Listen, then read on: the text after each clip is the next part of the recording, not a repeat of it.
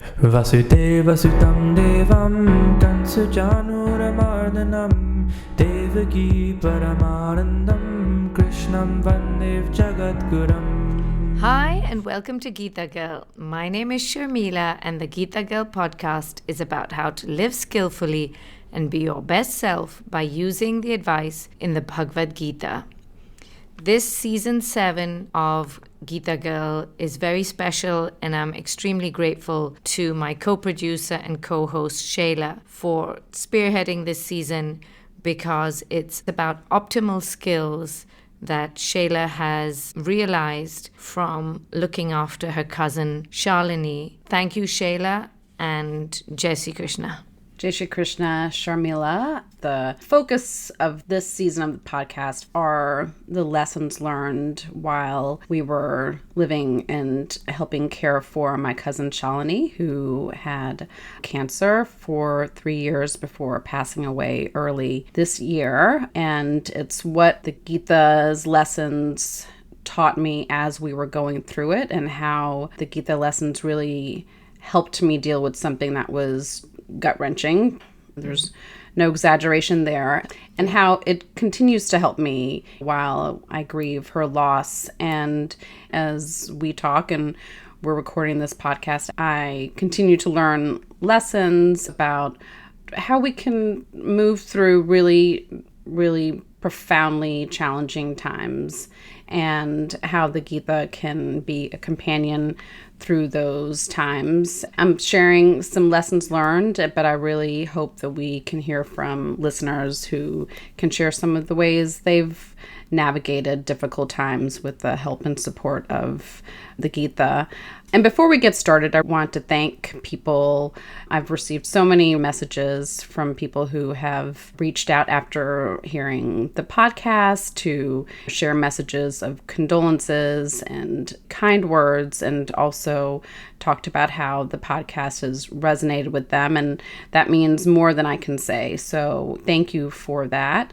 And one of the messages I received was from a friend of mine who is Jewish, and he shared, some feedback about the podcast, and then also said, may her memory be a blessing. And I've seen my Jewish friends write that, on people's posts when they post about a loved one passing, saying, may her memory be a blessing. And I've always thought that was such a lovely thing to say, but I really reflected on it this time. And for me, it meant showing gratitude for all the memories that we share and all the many myriad of ways that, Shalini impacted my life and the life of all of us who had the good fortune of knowing her. And that is a blessing, and we reflected on the importance of gratitude in our last podcast. And I think it's something that we always have to remind ourselves to do, is to reflect on the things that we are grateful for. And times when we lose somebody, it's really,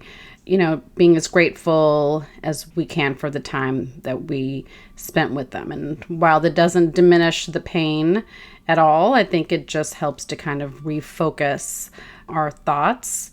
At least for me, it helps to refocus me instead of getting pulled down into sadness. I kind of have gratitude side by side with that sadness. I won't say that it goes away, but it's a companion to grief, is that feeling of gratitude. So just wanted to share that, and, once again, thank people for their messages. I appreciate it. That's a great point, that the pain doesn't go away, but the gratitude is there as well, right? That's right. And in life, we can have many emotions at once. Absolutely. I know today we're going to be focused on equanimity, and equanimity is knowing that there will be positive moments in life and negative moments in life, and experiencing them and then letting them go. I think inherent in that concept of equanimity is this idea that we all can hold myriad feelings at once, but none of them are permanent. But I think throughout both of those difficult times and positive times, gratitude can be a constant. Very true. In fact, my dad's just turned 95. Happy birthday, Uncle. Thank you. He says that, in his opinion, and he's a very spiritual man, has studied the Gita and all sorts of self-help texts for many, many years. He's come to the conclusion that gratitude is the highest form of prayer. Wow.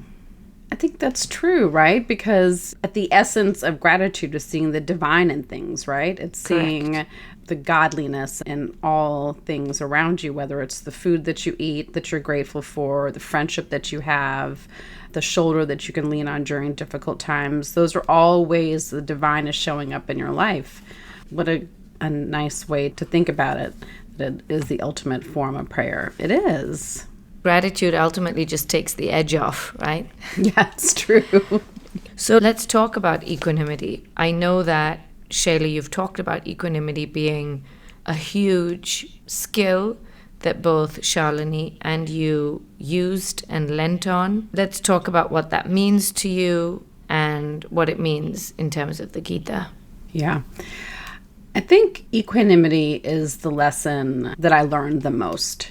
It was really the hardest one for me to understand when we first started learning and talking about equanimity. I mean, I kind of understood it theoretically. Equanimity is knowing that there will be positive moments in life and negative moments in life and experiencing them and then letting them go. But going through this journey made me really understand fully the importance of having equanimity. And I certainly did not have it in the beginning. When Shalini was sick, for example, she had her first surgery and we were feeling elated. We thought, the tumor has been removed. We had a great surgeon, a really great team. And so we felt a lot of hope.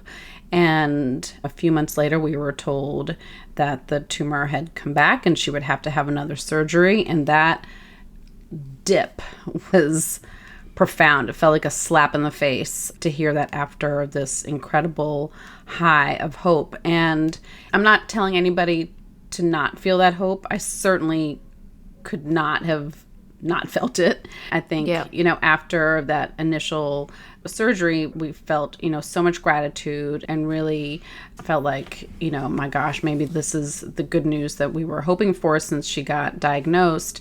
And then to feel that kind of plummeting when we heard that she had to have surgery was really so difficult. But when I reflected on that, I thought, wow, I need to get to the point where I can feel that happiness after good news, but let it go as much as possible and not think that it is a predictor of the next moment. And in that same note, when there's a low point, when we get some bad news, to not think that that is a predictor of the next moment. And it's really hard. It's really, really hard. I mean, the anxiety we all felt, on the days leading up to those visits to the oncologist and just sitting in that office and waiting for her to walk in and, trying to make jokes and kind of pasting a smile on your face when the doctor comes in and they, looking at the radiology report. It's such a visceral reaction. And while I'm talking about it, I'm feeling like my stomach clench. I'm feeling that anxiety. There's definitely some PTSD there. But I really tried to make a conscious effort, like just really talk to myself, if we got news that there was more growth or the radiation wasn't working the way we wanted it to or the chemo wasn't. Just saying, just take one moment at a time. Just try to be as present as possible in this one moment, experience this sadness, and then move on in the best way that you can. And just prepare yourself for that next moment, be it positive or negative. I don't have an answer here about how to really practice equanimity in a way that works. I know that I was working towards it. I know that I continue to work towards it, but I fully understand the importance of equanimity and the importance of having that attitude, and would really love to reflect on those verses of equanimity again to kind of see what are those tools and tips and tricks for being equanimous. Is that the word?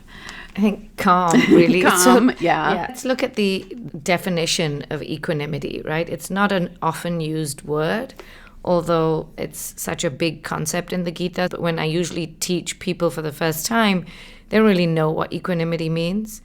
But I just want to read this definition. I normally look up things in the Oxford English Dictionary, which always used to be my go-to. But now with the AI overview, right, I feel We too can use AI on these podcasts. It's still Sharmila and I talking, though. Yeah, I just feel the AI overview of definitions and terms is just more comprehensive.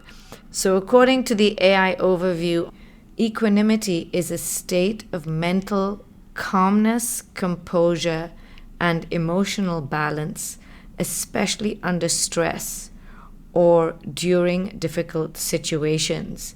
It represents an even-minded, non-reactive state where one observes challenges without becoming overwhelmed. So this is really, really, really hard to do. Shayla, your eyes are popping out of your head. Well, also, I was like, first of all, AI is a Geeta scholar. Who knew? Yeah, for sure. But yes, every one of those words resonated, and I feel like I really understand it now in a way I didn't before, and I'm really trying, but it's hard. It's hard. Really hard. It's really hard, and equanimity is a huge skill to build. It's huge. Honestly, it's a lifelong practice or multiple lifelong practices to do this, and the idea that you can have calm and composure and serenity in the most tough times really means you're enlightened, right? That's right. To me, this is enlightenment. So if you're listening to this podcast and reading the Geeta or any other self-help text, then you are on this pathway to try and improve yourself towards enlightenment. But it's a huge skill to build. Life is full of dualities. It's full of ups and downs. Dualities are the natural flow of life on this earth. Lord Krishna talks about it in chapter 2, verses 15, 27, and 40, just to mention a few verses. In chapter 2, verse 15, he says that pain and pleasure, victory and defeat, success and failure are all intertwined on this earth. You can't have one without the other. We see it in Mother Nature, in the seasons, spring and autumn. You always have day followed by night, birth and death. We see it when we breathe, inhale and exhale. One always goes hand in hand with the other. And the dualities of life actually make us stronger. Either we appreciate the joy and we enjoy that, or we go through the sorrow and we learn something, and then the next time the joy comes around, we appreciate it even more. Yes. If you just have one victory after another, and your life is full of only pleasure, then it's the theory of diminishing returns, right? We all tend to take the positives for granted, and they lose their value, they lose their dopamine high. A life without any sorrow, there's no opportunity for growth there, no development of compassion for the suffering of others. So according to the Bhagavad Gita, victory, defeat, pain, pleasure, joy and sorrow, this ebb and flow of the dualities, the ups and downs, is just how life works on this planet, because we are here on this earth to grow and evolve. You know the saying, victory is so much sweeter for the struggle. Yes. And accepting this process is crucial to living a peaceful life on this earth with ease of heart. I couldn't agree more. And I also think if you're like constantly chasing this high and this positive feeling and trying to avoid the struggle, you are going to be wholly unprepared when it arrives, because it will. Any of us who have lived, a couple of years know that sorrow is inevitable and you have to be prepared for it. You're going to have a mix of them both. In chapter 2, verse 27, Lord Krishna says, and the birth and death analogy is an analogy for everything in life, right? He says, death is certain of that which is born. Birth is certain of that which is dead. You should not, therefore, lament over the inevitable. That's not to say that when you do in life come across some profound loss, that you don't feel that emotion. Of course you feel it, but the lament, that perseveration, I'm thinking Greek tragedy where they like lament and the wailing. Beating your chest, yes. Correct. In chapter 2, verse 15, he says that if you get tormented by these inevitable dualities of life, you're wasting your energy. And it doesn't help you. You just live a tormented life. That really resonates with me. I mean, the wasting of energy is really true, because I think particularly when you're going through challenging times, your tank is already not full, right? Yeah. Like you're already spending finite energy in sadness and anxiety, even as much as you can try to avoid it. At least for me, it was still there. And you really have only a little bit of energy to focus on moving forward through things and thinking positively and supporting the people around you. Like for us to support Shali, for me to support my kids, for me to try to be positive for myself. But if you spend that mental energy, as you said, like perseverating and focusing only on the negative and thinking, oh my God, what's going to happen in the future? And it's so easy to get mired in that. Absolutely. It's so easy. But I think you have to really try to focus on what you can control in those moments and really focus on what you know now and try to use that energy you have to create moments of positivity and moments of happiness and moments of thoughtfulness and kindness, because I think those really mean a lot. And honestly, those are the things that you're going to reflect on the most when that person is no longer in your life. That's certainly what I focus on now, are those, the half of a cake that Reva made when Shali was finished with half her chemo, and, That's all great. those things that we did to try to grab joy and gratitude and moments of could be deep despair that you could get lost in. And does that mean, no matter what the news was, going out for dinner afterwards? Yes. Does it mean going out and getting a dessert no matter what the news was? Absolutely. Does it mean calling a friend and spending time with that friend, both for Shalini and for us? Yes. Does it mean turning on Real Housewives and, drowning in whatever ridiculousness that you see on TV? Absolutely.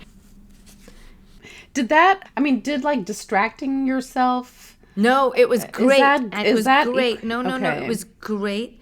And it's actually one of the points. Okay, that so Lord I was going to say, is that what you're supposed to be doing? I don't know. No, that Lord Krishna says to build joy into the work no matter what. To build happiness into your dharma no matter what. Okay? To build happiness, to build joy into your work no matter what is so important. It really is. It's part of that mindset shift. It's very, very important. And I actually wanted to have it with an asterisk here to talk about. Yeah. That's good, because I think it's one of the few things that you can control, right? You can't control what that next minute, what that next day, what the news is going to be the next time you go to the doctor, or how she was going to feel after a chemo treatment. But what you could control was having a Zoom with friends or going to a movie or watching something distracting. So that's good to hear, because I always felt conflicted. I was like, are we trying to ignore reality by focusing on these other things? But it makes me feel good to hear that that's maybe the right decision to do that. Absolutely. In chapter 2, verses 31 and 32, which we talked about in the last episode as well, Lord Krishna says that building joy, gratitude, changing your mindset, and keeping yourself happy is really, really important. And a lot of times when we're struggling and we're going through challenges, we think we don't deserve to be happy. Yes. And we should just wallow in the profound sadness of it, right? Yes, you think, am I ignoring reality? Am I is this just an avoidance tactic? No, it's a very, very valuable resilience tactic. And I love, Shayla, that even without knowing these verses, that you instinctively did that. In chapter 2, verse 40, Lord Krishna says, in this path of having equanimity, of being calm, of accepting the dualities, he says there's no loss of effort because you're able to put forward the best of yourself, right? He says there's no loss of effort. And he says even a little practice of this discipline protects one from great fear. So by building joy no matter what, by keeping calm no matter what, you are protecting yourself. I view it as replenishing yourself and protecting yourself from all the fear that goes with it. Because ultimately you can't control the result. So that fear, that anxiety is just sabotaging you in the moment. It's not helping you. As much as, like you said, it's so easy to go there, but a lot of times distraction, building joy, it's very, very helpful. And I really like that reframing of that it's protecting yourself, because you're right. We knew very deeply that we're doing our best. We have the best care, but there's a lot that we can't control here. But to protect yourself from going down that spiral of anxiety and fear and despair, absolutely, is really important. And however you choose to do that. And for us, it was, creating these small moments of joy. And I have to say that I said this in the last podcast, but Shalini really sort of led that for us in terms of the example that she was of somebody who looked at the positive things in life and always just said, this is a moment and we're going to get through this. And she was always incredibly positive. I love what you said, that Shalini said that this is just a moment. In chapter 2, verse 14, Lord Krishna says it's really important to understand that everything is just a moment. Everything is temporary. Everything passes. Pain, pleasure, all the feelings you have, they will pass, and the things that triggered those feelings will pass. Your body will pass. This earth will pass. Yes. Everything is temporary. And we're going to be talking about this a lot more in subsequent episodes in this season, about aligning with the eternal nature of your soul, that your soul is eternal, and understanding that this is just a temporary moment in the journey of your soul, and aligning with the eternal, indestructible nature of your soul just gives you a lot more peace and reduces your anxiety. I am so looking forward to those episodes, because I understand it in this sort of smaller way in terms of just that roller coaster of emotions that we have all the time, but particularly when we're caring for a loved one who is going through a really profound medical challenge. You fully understand that those ups and downs, and how none of it, not the bad times and not the good times, last forever or even a long time. They don't. Yeah. In this episode, we've talked about the skill equanimity, which Lord Krishna says in the Bhagavad Gita is essential to help us get through challenging circumstances. But honestly, how do we build this skill? If it was easy, we'd all already be enlightened. It's not easy to be equanimous and have equanimity at the best of times, let alone the worst of times. Definitely. So we need practices which are the building blocks to help us work towards having equanimity. The first practice is meditation.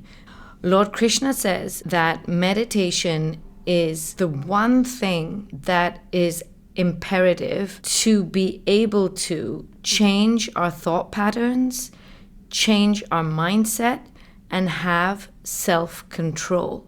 In fact, one entire chapter of the Gita, chapter 6, that's 1 out of 18.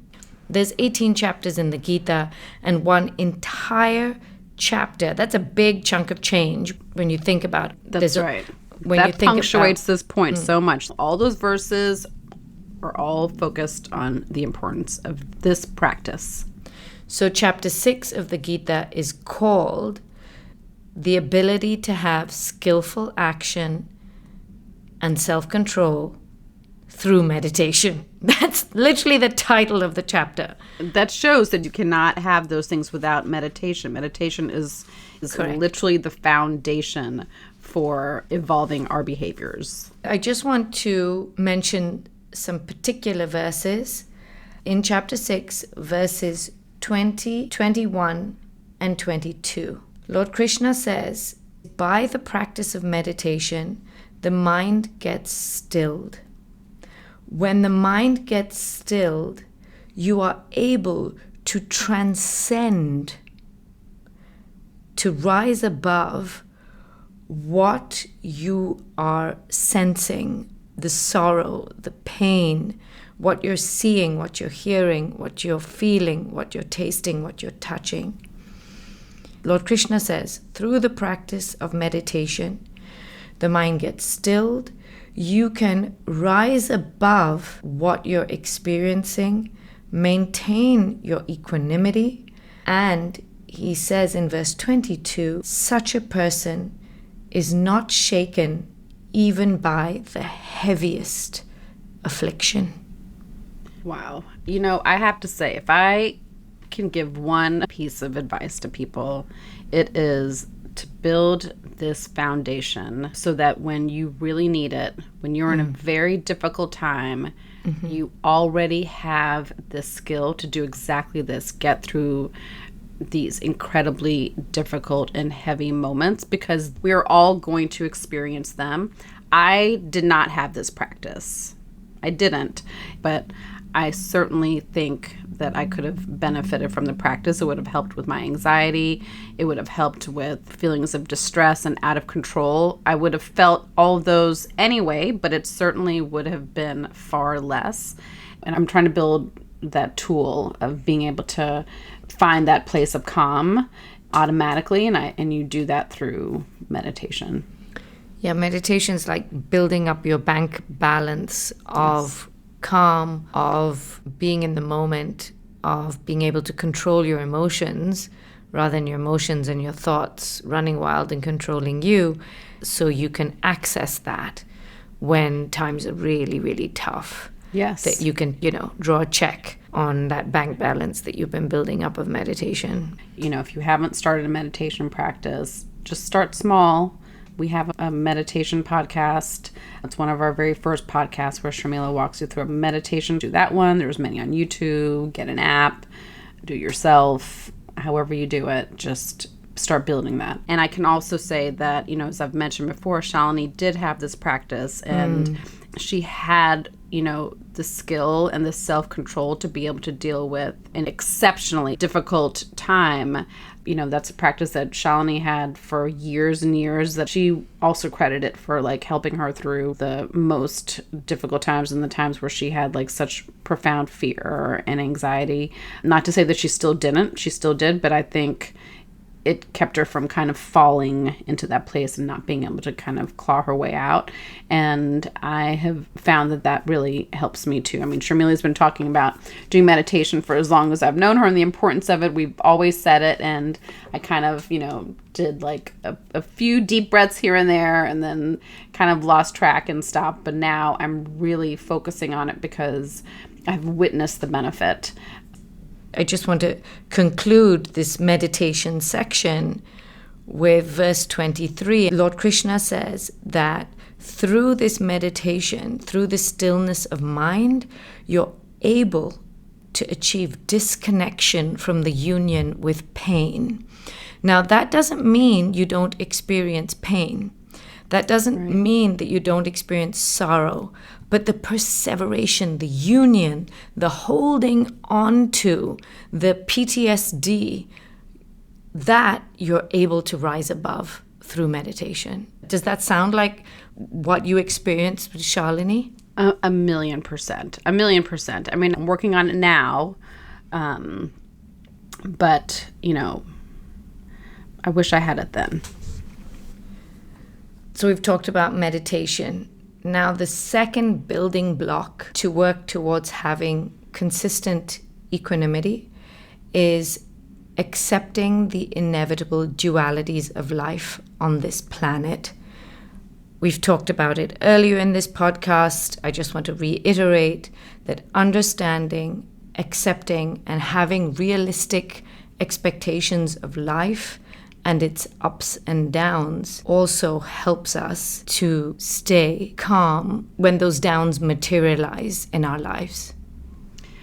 The third building block, which we've already talked about in this episode, is building joy and happiness into your duty, into your dharma, into your work whenever you can. And we've already talked about that, Shayla, that's instinctively what you did with Shalini for the 3 years when you were looking after her. The fourth thing I'd like to reiterate is that gratitude is huge. The awareness and appreciation of all the positives surrounding you and supporting you. As we said before, it takes the edge off the sorrow and allows you to more readily stay equanimous and maintain your composure and give you a more realistic view of what's going on rather than just focusing on the negative, having gratitude that there is stuff to be grateful for, no matter how hard the situation.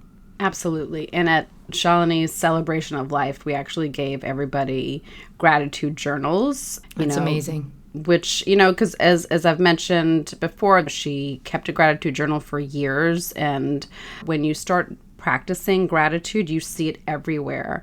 And so I think, the fact that she was able to do that in such a dark and challenging time just really shows the importance of that practice. It just becomes the lens that you look at the entire world through. What an incredible soul.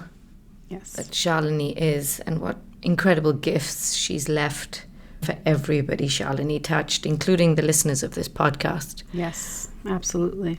And the last thing I'd like to talk about, which Lord Krishna actually talks about in the Geeta, is care for caregivers. A lot of people neglect themselves and their own self-care while caring for somebody else. And listen, there's sometimes when you can't look after yourself, right? You've got to do what you've got to do. But grabbing those opportunities when you can look after yourself, when you can get a good night's sleep, when you can go for a walk, when you can change your mood, when you can listen to music, when you can exercise, when you can eat well, is essential. Lord Krishna says in chapter 6, verse 16 and 17, that only when you have consistent self-care in eating, sleeping, working, recreation, then you can have skillful action. As you said earlier in this podcast, your tank is already half empty. That's right. At best. That's right. When you are facing such a profound challenge. So it's very important when you can replenish yourself, you do without guilt, without any hesitation, that you do as a caregiver look after yourself. It's hard to do. I think sometimes many of us, I include myself in this, feel selfish or guilty for taking time to take care of yourself, but you really have to be able to be good for somebody else. And the fact that Krishna himself is giving you permission to do so, take that. And if that means taking a walk, calling a friend, cooking a meal, going out to a restaurant, having a glass of wine, whatever that means to you, take the time to do it. Right. I have a friend who was in the hospital, unfortunately. Her father-in-law was in a terrible state and ended up passing away. But she would call me on the phone and say, I'm exhausted, but I don't know how I can leave and take a nap because so many family members are there, and me being the daughter-in-law, how will it look? I said, forget that. Maybe you'll be setting an example that all of you need to take turns. You need to take shifts. Absolutely. Otherwise, you're all going to get sick. It's so true. Listen, I mean, there are extreme. Sometimes you do have to spend the full night in the hospital, course. and you're going Of to be course. tired. Like sometimes that has to course. happen. Like when we say like replug and recharge, it's when you can. But usually when you're in difficult circumstances, or if you're fortunate enough to have good friends and good family, people offer to help.